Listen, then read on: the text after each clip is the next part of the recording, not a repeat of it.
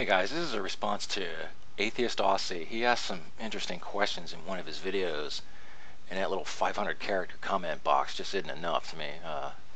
Maybe I'm just too long-winded, but anyway, here it goes. Now, the first question I've got to ask, I've recently been reading about the possibility of life on Mars, and there is some strong evidence, particularly with the glazed rocks, and there's a parallel here on Earth that means that perhaps organic life does actually exist on Mars.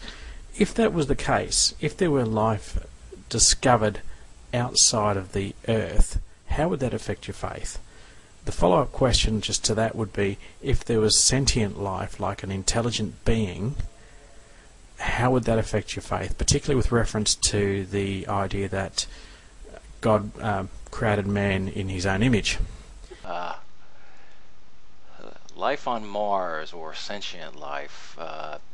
First, finding life on Mars would be uber cool as far as I'm concerned. You know, but even if we don't find it there, or in some of the moons of Jupiter or Saturn, you know, with all the mind-boggling number of planets that are just in our galaxy alone, you know, I gotta assume there's life on a large number of other planets.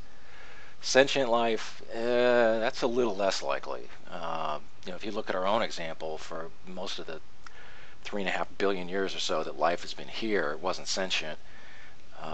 Conditions that allowed sentient life to evolve here were pretty unique, but even so, you know, sentient life on other planets wouldn't give me any heartburn. I mean, you know, the thing about, you know, made in God's image thing, that was mythology. You know, I don't take the Bible literally. That wouldn't give me any problems.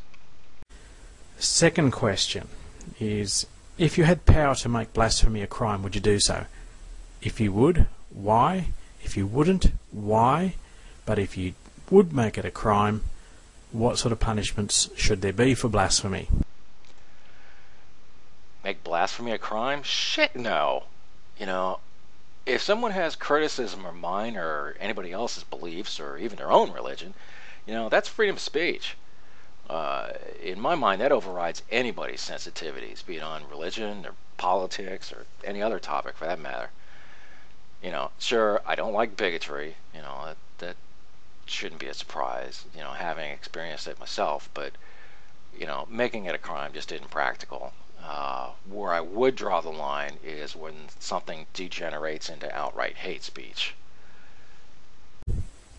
The last question I've got is, if you had a chance to wipe out one of two mindsets, Islam or atheism, by just some divine power that had been granted to you, but hypothetically you could just remove from the earth either atheism or Islam, which would you choose?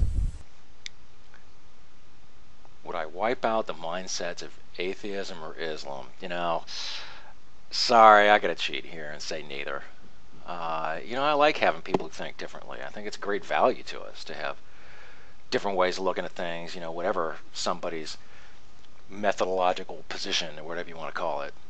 Yeah, I disagree with people from either group on some kinds of things, but, you know, variety and thinking of things in a different way, that's how we grow as a civilization. To me, it would be a loss to us, to our world civilization, if we lost either one of those. You know, as long as people don't try to force their views on other people, I have no problem with the existence of other people's beliefs or non-beliefs, whatever the case may be. Hope that answers your questions, man. Talk at you later.